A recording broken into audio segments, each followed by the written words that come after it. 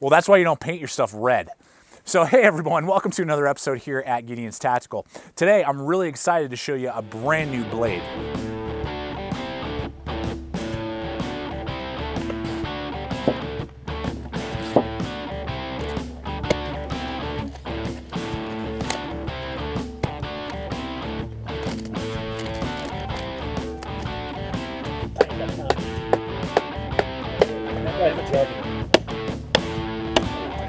Look at that, dude. Oh my goodness.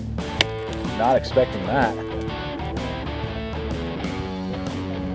For 3/16, man, this thing is such a good slicer. That just speaks to grind angles and blade geometry. Has a huge effect on how a knife performs. Today we're going to be checking out the Ratmandu from Swamp Rat. Now if you remember back a while ago, we did the Rodent 6, which I really wasn't impressed with. You know, and usually when you hear the word Swamp Rat and a Bussy company knife, you should be expecting a lot, but I was for the Rodent 6, but it just kind of let me down in a lot of areas. So recently I picked up the Swamp Rat Ratmandu. And today in this video, I really hope to be able to take it out, really get a good feel for the knife and take you along for the ride.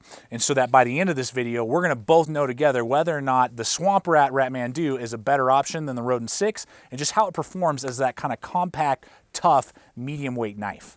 All right, let me tell you a little bit about the business end of this knife. The overall length on the knife from tip to the back of the handle is 10¼ inches.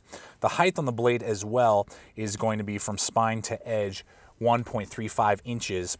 And the weight of just the knife itself is 10 ounces. Then with the sheath that we're gonna take a look at here today, that I'll recommend to you in a little bit, makes it a total weight of 15 ounces. We have an overall length from the handle to the tip of 5.25 inches, and then we have a cutting edge of 4.5 inches with a thickness at the maximum, and then it tapers down pretty quick to 0.18 is the maximum thickness, so 3/16, and then you have a very high saber grind. So now the steel being used on this knife is SR101, which is, to my knowledge, kind of a proprietary steel that Swamp Rat and the Bussy company is using.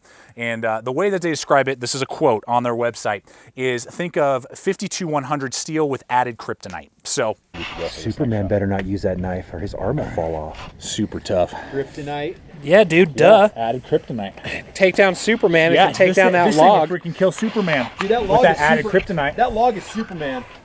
However that works out, SR101, which is basically a really tough, durable, high carbon steel. But what about performance when it comes to this knife? Does the performance make it capable enough to kind of be almost a smaller one-tool option if you had to? The tip has a very mild saber grind, so it's gonna have some strength to it and really has the capability to not only be pried on and stabbed with, but really give you a good amount of strength and penetration for tactical use if you need it to be.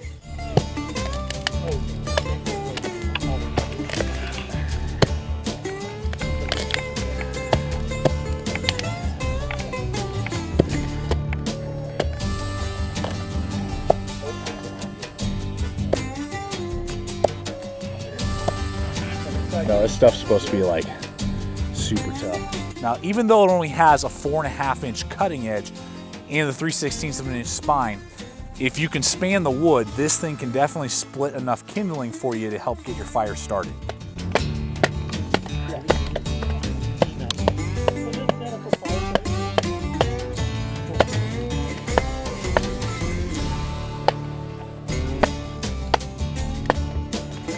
And when it comes to finer work, regardless if it's going through paracord, seat belts, and that type of material, nylon webbing, or you are doing more bush style tasks, notches, feather sticks, and you're having to do finer work, really surprisingly, this knife can just really outperform a lot of other knives in the same class range.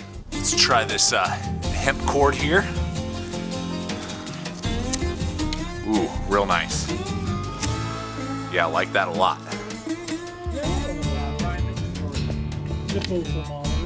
All right, so this definitely has some tactical application. Let's see if a seat belt can withstand the power of the Ratmandu. Right here, oh, like nothing, like butter. That thing went through there. We'll do a double run here real quick. 2 back to back. Oh yeah, look at that. Zero effort on that seat belt. Let's do some paracord here. Of course, super easy. Super easy. Look at that, man. Sweet.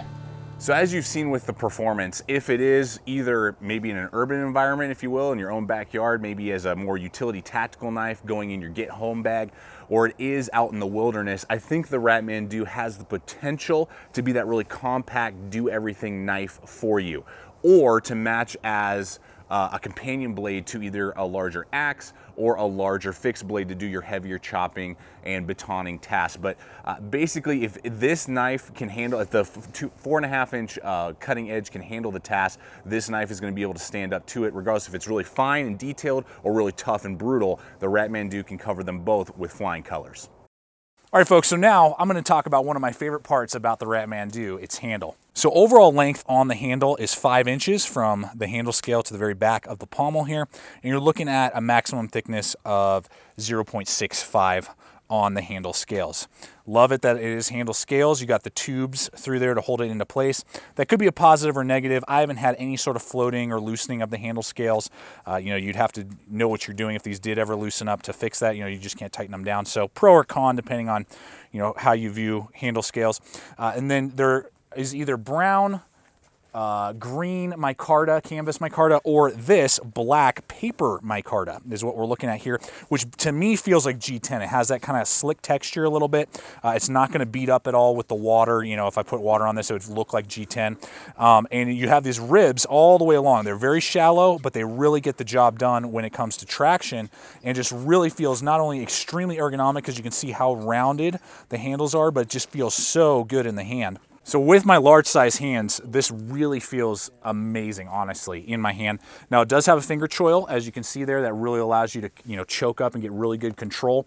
Now usually in a knife of this size, I prefer 0 finger choils. If the knife is under 5 inches, cutting edge, I prefer no finger choil. So I would have rather had it just come straight to the guard. But as it stands, this is still very comfortable, and I can overlook that because of how they've, you know, designed the handle. It's just way more ergonomic than if you remember back to our Rodent 6 review that I was not impressed with. This is way more ergonomic, and honestly, if you do like finger choils on your smaller knives, think of like the SE4, the SE Laser Strike, knives like that. This is by far much more ergonomic. So guys, I love the handle on the Ratmandu. Now price point is very reasonable in my opinion for the upgraded steel, which is definitely going to be a lot tougher, you know, than your 1095s and 5160 from the experience that I've seen with better edge retention, but also just the quality of ergonomics, which is much more ergonomic than a lot of other 1095, you know, Ontarios, Beckers, Esse's, those type of knives.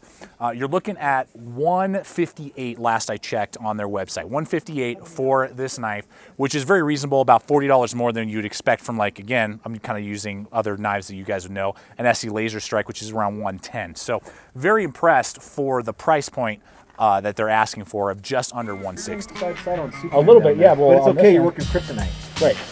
Well, and they say that they're like the freaking some of the best steel around. So wait a minute, get that camera over here. So do you realize that that's a fictional rock? No, it's real. No. They've made it real right there. Even if Joss Whedon was to do those movies as well, it would still be fictional. Yeah, because you're going to have a lot of comic book nerds that are watching the videos. No, Brian, you don't think so? Except for Nate. I mean, JJ Nate Abrams. This thing will just slice all day. I mean, it's crazy. Crazy, crazy, crazy how good the edge geometry is and how good that feels in my hand. Even reverse grips. The knife does such a good job. Now, if you can see, I'm doing this chest lever grip, putting a ton of pressure on it, and then I'm kicking out my wrist. So I mean, that should, depending on the steel, and obviously with this steel it's not happening, but I mean that would cause some rolling in a lot of knives on that knot.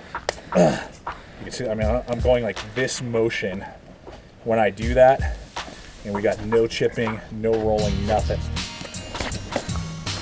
Thanks, Paul and Brenda. Bring data fix on. Superman's dead. Keep that nice and clean. Just a good, stable area for me to do that. How fine I'm able to do these finer detail work with this. This is a great companion knife to be paired with a larger, maybe like a Psycho. I think it's a Psycho 911, I think they make. Make that almost completely straight. Clean that off right there. Look at that. Which is about perfect right there.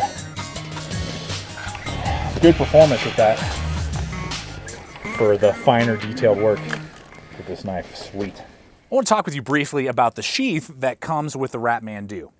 And like any other Swamp Rat or any other Bussy company knife that's being produced at the time, right now, they do not come with any form of sheath. That's like buying a car without wheels. I think my brother hit it right on the head. Yes, it's a little weird that it doesn't come with anything. I mean, even a very basic nylon or leather sheath, just to get the job done so we can customize and do what we want would, I think, be beneficial. So no sheath at this point that Swamp Rat produces for the Ratmandu, but I want to introduce you to a Kydex company that's producing what I would recommend for you, the best Kydex sheath for the Ratmandu. This is the AZ Welke Ratmandu sheath. Now, AZ Welke, we've reviewed some of their other items in the past. In fact, we've reviewed this a drop leg attachment. But what's great about AZ Welke is that you can just go to the site, and I'll have a link in the description below, and they sell these for about $33, and you don't have to ship off your knife. That's a huge plus, that you don't have to be out of your knife for weeks on end waiting for a custom maker to make you a custom sheath. You can get a basic Kydex model that is fantastic. They did a great job, very secure, good thumb ramp. There's even a little bit of a drainage hole on the back right here. Great lashings for either BLADEHQ locks, or they have several of their own design drop leg features you can look at as well. But for $33, you can pick yourself up a great Kydex sheath, and this is the one I would recommend to go look at if you're in the market for Kydex. There's great leather workers out there as well if you want to use leather for the sheath. But that's what I would recommend if you are going to buy the Ratmandu and you want a Kydex sheath. If there was ever a knife to really convince me that it's okay from time to time to have a finger choil on a sub 5-inch knife, I think this knife absolutely gets that job done and has proved that to me. Now, I still prefer having a plain edge all the way, to the guard of the knife, but this is just so comfortable, and they just really thought through how to produce a knife that not only is capable in a lot of more, tactical utility tasks, but also in a lot of just woods, bush tasks, and in a very compact package, and is just tough as nails. So whereas the Rodent 6 wasn't really impressive to me, I'll tell you that the Ratmandu is extremely impressive, and I love this knife. I love, love, love using this blade. A lot of it has to do with ergonomics, and just the fantastic edge geometry that they've done on this just makes it such a great slicer. That's just what I have experienced with this over and over again. Man, this thing slices like crazy for being a rather thick, really heavily coated knife. Just very impressive. So, and I would definitely take it over a lot of the other knives that we kind of, touched on today that have finger choils that are that kind of sub 5-inch, like the SE Laser Strike and SE4. Those have nothing on not only the performance, but also ergonomics that the Ratmandu has. Well, folks, I really hope that this video has helped you out with your purchasing decisions. Thank you so much for checking out the channel. If you're thinking about a Ratmandu, I don't think you'll be sorry. I think you'll love this blade. So as always, check us out on all the relevant social media. Links are in the description below. And as always, remember to please subscribe, comment, like, share this video. And always remember, stay equipped, stay prepared. We'll see you out there.